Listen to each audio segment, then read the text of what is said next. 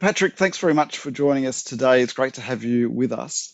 Let's just get started. Can I get you to introduce yourself and tell us a bit about EnviroSuite? Good day, everyone. My name is Patrick Quin. I'm from EnviroSuite. EnviroSuite's the world's leading provider of environmental monitoring and management technologies. And what that means, we're providing the hardware and software that customers use to meet their obligations around environmental monitoring. For example, if they've got to provide reports to the EPA. So we collect a huge amount of data of noise, vibration, odor, and so forth. It all goes up into the cloud, and from that you can do all sorts of great things with it, whether it be environmental reporting, but also very importantly engaging with your local communities, making operational decisions and so forth. There's really a huge amount of things that you can do with that environmental data once you've collected it. So environmental monitoring and reporting obviously fits in with what a lot of companies are focusing now on, kind of governance, social enterprise, social responsibility. So what sort of industries do you work with? Environmental, social and governance obligations, really are growing in importance really across the whole world. And so we work with a wide range of different companies, including airports, mines, construction firms, a lot of wastewater treatment plants and water treatment plants, really any major piece of infrastructure which is going to have some sort of environmental impact and needs to manage that impact and also engage with their communities and government. Okay, great. So today we're going to talk a bit about your move to a new ticketing system and using Microfocus SMAX. Before we talk about the solution, tell me a bit about what was the kind of business challenge that you were looking to address? EnviroSuite had a wide range of business challenges when we looked at introducing a new ticketing system. The ticketing system we'd been working with for about 20 years, so it was really quite deeply embedded into our business, but it had a whole lot of limitations that comes with using a technology that is 20 years old. So as part of that decision to go forward with a new ticketing system, we really looked across the whole business to see what we needed to do. And one of the really surprising things we discovered was just how important a ticketing system is. It isn't just about customer support. That data is also used by the financial teams to help payments to subcontractors, for example. It's used for sales as a way of working out which customers they need to focus on. It's used by the developers to target new developments and so forth. So it really is at the heart of a whole lot of business processes across the whole business. And so when we were going down this path, the first thing we did was really engage very deeply with lots of different parts of the business to work out what their future needs would be, and therefore what we needed to aim for when we were going down this procurement path. So you mentioned your old system was 20 years old, which is a pretty decent length of time. So does that mean that there were challenges around maintaining and kind of supporting that? Was it difficult or costly? Yeah. Some of the challenges that we had with the old system, it was an on-prem system, so it was actually in our data center here in Melbourne. That introduced a number of challenges. The first is obviously that we had got a bit lackadaisical in keeping it updated. So even though that vendor had wanted us to keep updated, it's always very difficult. You sort of kick that can down the road. And eventually we really got to a point where it was actually quite challenging for them to support us. On top of that, it was because it was in our data center here in Melbourne, it was in quite an old data center. And that means that getting access to the ticketing system was really very challenging for other parts of the business. So we've got users all across the world, including places like Chile, Montreal, basically, every continent on Earth. And to reach into this relatively old data center in Melbourne, their user experience was very poor. And that meant that it was quite difficult to actually get them to use the ticketing system. It was just so much easier to develop a parallel ticketing system outside just via email, for example. And that made, gathering information and so forth very challenging. And honestly, that's really just some of the challenges that we had. But it really sort of made us, very clear about what we wanted in a future solution. So it sounds like user adoption was a challenge, connectivity. So did you set out looking for a cloud-based solution as part of your kind of requirements around that? Yeah, we did set out wanting to have a cloud-based solution as one of our key requirements. We're a SaaS-based company ourselves, so we're very into the fact that putting things into AWS or the other cloud providers, for example, really gives a business a lot of great benefits. Not having to worry about hardware upgrades, for example, having someone else responsible for the application patching, maintenance, and so forth. We offer those benefits to our customers. And, our core business is not ticketing systems. It is, providing environmental monitoring systems to our customers. And therefore, being able to outsource that to an expert organisation, that was really one of the key requirements that we wanted from this new ticketing system. Okay, so let's talk a bit more about those requirements. So you mentioned moving to SaaS so that you don't have to manage it, that you're addressing accessibility issues. What were kind of the other key requirements or capabilities you were looking for when you went to market?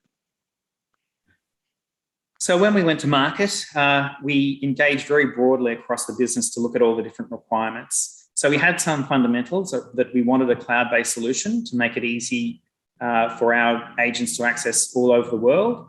We wanted to make sure that the OEM was the one that was going to take responsibility in terms of upgrades and patches and so forth. Other main requirements, look, there was quite a lot. There were things like, for example, we wanted mobile access. We wanted to, in particular, to have a mobile solution that would be useful not only for our customers, but also for our big fleet of subcontractors that we have all over the world. We wanted a tool that was going to support a great deal of automation. We do a lot of business that, of course, is very repetitive. And so being able to find ways of, progressively automating different steps, we wanted to make sure that we were buying a solution that would allow us to build that out over time. We wanted to make sure that our customers could self-serve. So as we kind of built up the capability within the web portal, that when people went hunting for problems and so forth, they could potentially find solutions for themselves rather than having to engage with the customer support organisation.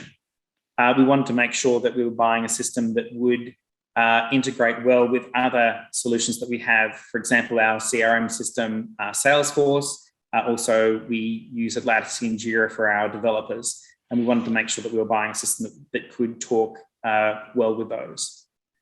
So these are probably some of the key requirements. But look, as I say, we engaged very extensively across the business and came up with lots of them.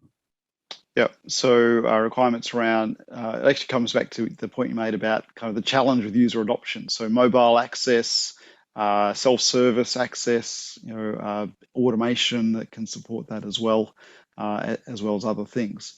So what led you to selecting Microfocus as your solution? So selecting Microfocus was the culmination of about a 4 to 6 month procurement process. We started out by talking to different parts of the business to talk about, what they liked about the old system and what they would like in a new system. And we put all those requirements together into a requirement specification, which we issued to about 10 different vendors. So from those vendors, we had about 8 responses. And at that point, we went to quite a detailed demonstration program with about 6 of them. So that involved about 10 or so people from Envirosuite sitting in on demonstrations of, probably 3 to 4 hours really across the whole thing. And from that, we went down to a short list of 2, where we went into sort of detailed commercial negotiations and some final demonstrations. And from that, we made our final selection, which was Microfocus. From a solution or capability point of view, was there 1 or 2 things that stood out with Microfocus? One of the things that was quite interesting about the whole procurement was that because we had been out of the market for so long, all of our great ideas had really been thought of by pretty much all of the vendors. And that's not a detraction from Microfocus. It was just that we had been out of the business for so long. What we thought were amazing, great ideas were really just very standard. And that allowed us to be quite picky with our vendors. So one of the reasons that that Microfocus really, shone was that you were able to put together a demonstration which looked very compelling very quickly. It had our branding over it. We provided some information about some standard workflows and so forth, which Microfocus were able to implement. And that just made it very compelling that we could really see ourselves out of the box being able to use SMAX, pretty quickly. The other really key thing that stood out with Microfocus and SMAX was the ability to do concurrent user licensing. we're a business where we've got agents all over the world. So potentially, if we have a named license for every single person, then those licenses are going to be not used most of the time. And as we've got some very big growth plans. In fact, that's one of the key things that the business is embarking upon right now. And so we needed to be able to scale up very quickly, and concurrent user licensing allows us to do that because those licenses can be shared with a whole lot of different people. In our business processes, we have a whole lot of people that only need to use the ticketing system very occasionally, maybe once a week for some sort of report or some sort of meeting. We want to be able to give them access, but we don't want to lock up a license. It just made it very easy, that concurrent licensing, to be able to maintain some of those business processes. Those are the two areas that Microfocus really stood out. A really compelling demonstration that they could build very quickly, and concurrent user licensing, which meant a huge amount of flexibility with our global workforce. Okay, great. Well, that's good to hear. And we're really glad that you selected us as well, so thank you. Patrick, what's the status of the project? Where are you at? The current status of the project, we've gone live with our customers. We launched on the 14th of February on Valentine's Day. We've had pretty good uptake so far. We've had lots of positive feedback. Obviously, lots of teething issues as well, which we're gradually working our way through with our partner Eurotech, but that's all fine and to be expected. The agents, our own employees, is also are really pleased with the solution as well. Obviously, accessibility is greatly improved, so that's got rid of a whole lot of bugbears for people.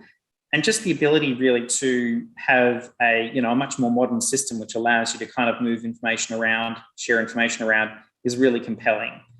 We also took the opportunity as part of the project to really kind of look in detail at our records, build out a proper CMDB and so forth. And that also has really, helped the business understand what it is we're supporting and improve matters for ourselves as well. So the launch is going very well. And we're already in the process of sort of working out what it is we'd like to do as part of the next phase. Okay.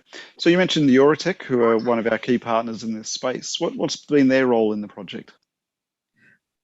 Eurotech are our integrator. So they're the company which has configured SMAX the way we need to use it. They're also the ones that worked on all the integrations with the other systems such as Salesforce and Atlassian, Jira. They're also the ones that have provided all the training for us in terms of understanding how SMAX works, so that we can then roll that training out across the whole business. Eurotech really have been, a fantastic partner to work with. They've really been incredibly generous with their time and very patient as we kind of work our way through to understand the new ways of working and so forth. And really a great source of ideas about how we can do things differently. Very impressed with the team there. Wherever we came up with kind of what seemed to be a blocker, they would come up with two ideas about the ways we could do things better and faster in the future. So a really great company to work with, I should say. Yes, that's great to hear. So just on the project, you kind of mentioned phase one and you went live. How long was that initial project? We signed the contract with Microfocus and Eurotech in October 2021. We had some very punishing deadlines with an idea that we would actually launch before Christmas 2021, but by about November, it became pretty clear that the complexity of the systems we were dealing with meant that we weren't going to meet that deadline. So we had a discussion with Eurotech and decided to extend that out into early February. So that's gone very well from our perspective. It was just one of those things that there was a lot of work to do, and particularly in terms of the integrations for ourselves as well, just a lot of learning that was needed to happen. So no detraction. It was the right call to extend that timeline out so we can get a really good quality customer support solution. Yeah, so about 4 months, including Australian summer holiday break time in there as well. So that's actually not bad, I think. Do you mention integration? So have you delivered integrations in that first project phase, or is that still to come? No, absolutely. The integrations have been delivered. And when you put in those terms, considering the Australian summer, it is impressive. The integrations that have been delivered on the way through by Eurotech are integrations with, obviously, email, our email systems, Jira and Salesforce. And on our side, we had about 5 different monitoring systems for automated alerts, and they've all been integrated as well. So when you think about it, that's probably, depending on how you count it, 8 to 9 points of integration, all of which have been delivered in that time by different teams. So a lot of work to do to make SMAX go live with all this stuff ready to go. Yeah, that's fantastic. So just on the, I guess, the value delivered and what you're seeing so far, you mentioned already that it sounds like you've seen user adoption increasing, which was a challenge with the old system. So are you finding that people are using the portal now to solve their own problems, or are they just using it as a way to raise tickets? That's a different approach. At the moment where we are at, our customers are mostly using the portal to raise tickets. We still are in the process of building out knowledge articles so that they can self-serve. Some of our products are better documented than others, but it's a slow process. Look, our customers have been used to us dealing with them in a particular way for 20 years. So changing from just an email-based solution really to a portal is a big step forward all by itself. But what we are expecting is that in time, as they use the portal and they get more comfortable with it, they're going to get a lot more comfortable in terms of trying to provide self-service. In the meantime, of course, it's a great learning opportunity for us to work out the sort of knowledge articles that are going to be needed and making sure that they're ready for when the customers actually do starting to self-serve. Many organisations find that kind of change management part is often one of the harder parts beyond the technical aspect. I guess any kind of insights or learnings from your experience that might be relevant to other organisations? In terms of insights into change management, I would say that the most important things are really to engage very broadly with people and then to communicate very broadly as well. And in a sense, you can never do enough communication. Even if you think you've done, more than enough, there'll be people for whom it just, they just missed the messaging and they still weren't communicated to. So you've really got to go overboard with the communication in all sorts of different formats, whether it's, one-on-ones or, in front of teams or company-wide communications and so forth, emails, mail outs, YAM, or whatever it is you're doing in terms of communicating to your organisation. And then, of course, the other challenge that we have is that it's actually relatively difficult, we found, to provide a lot of training before we went live. Because before we go live, the data that's in the system is really sort of hypothetical. You're not engaging with customers, you're not engaging with subcontractors. So that whole process about how things are going to work, the procedures you're going to run and so forth, are really hard to demonstrate without live data.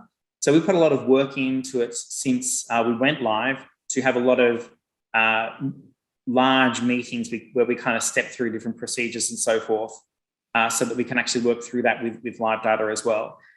The great thing is that this system is, reasonably intuitive. And of course, we've been doing customer support for a long time. So, there's lots and lots of overlaps. And the training information people need is really about nuance. It's really, the details and how they can do things better rather than how they can actually just do things. So we're putting a lot of effort at the moment into, training the business about what's out there and getting people to think about how they can do things better. Look, a really early piece of improvement that we've seen is around change management. We had a very well-developed change management process for customer systems beforehand, but using SMAX, where we can introduce a huge amount of automated approvals and mail outs and information and so forth, that is really transformative. We've gone from a point where our head of change management had about sort of 4 different tools that he was using to manage different aspects, to a point where he can do the entire thing within SMAX. So just in terms of not needing to rekey things, it is transformative. Yeah, that sounds really good. And just another adoption question there. So are you seeing people using the mobile app? You mentioned that was kind of one of the requirements. Are people actually using that, or are they tending to log into the web interface? That is a great question, Matthew, around use of the mobile app. And the answer is, I actually don't know how to find that out yet. Look, we've only been live for a fortnight. So I'm not sure how much data we're going to have on any particular aspect yet, but that's a great question and one that I need to find out how to provide the answer to. All right, I'll get the team onto that and get back to you, Patrick. Okay, so perhaps a final question then. Like you've gone live, I would say, fairly rapidly. It sounds like you're getting value already. People kind of increasing that adoption, changing the way they're using it. You've got integrations in place. You're bedding down your knowledge base and the processes. So in terms of kind of where you're at in the project, what are the next steps? So the next steps for us is a real focus on leveraging SMAX and all the possibilities it entails. So, for example, we're using the service management and incident modules very heavily, as well as change management as well. And so we're starting to collect ideas about what we want to do next. So some of that will be around additional integrations. There are other systems that we'd like to integrate with, for example, to reduce the amount of manual work. But a lot of it, and this is probably the single biggest thing, is really around updating our processes. So we're aware that we're really just scratching the surface now with the sort of automations and support that SMAX can deliver to us. We're really committed to basically putting as much data into the system as we can, and brainstorming ideas about ways we can do things better and so forth. And we're sort of then going to, in a sense, we'll engage the organisation about, okay, what happens next? We'll define a phase 2, and then we'll probably be reaching out to Eoratech to sort of, and Microfocus as well, to say, right, this is what we want to do next. Let's have a discussion about how we can make that come to life. Well, that sounds great. So, Patrick, I'd like to thank you on behalf of Microfocus and APJ Universe and all our customers that are attending as well for taking the time to share with us your story. It sounds really interesting. It sounds like you've made really good progress, and I wish you all the best with the next steps. Thanks very much. It's really great to have taken part in APJ Universe. We've had a really great experience so far with SMAX and Microfocus, and we're really looking forward to deepening the relationship moving forward over the coming years. Very exciting times, and for us, really, it's just very clear that this is just the beginning.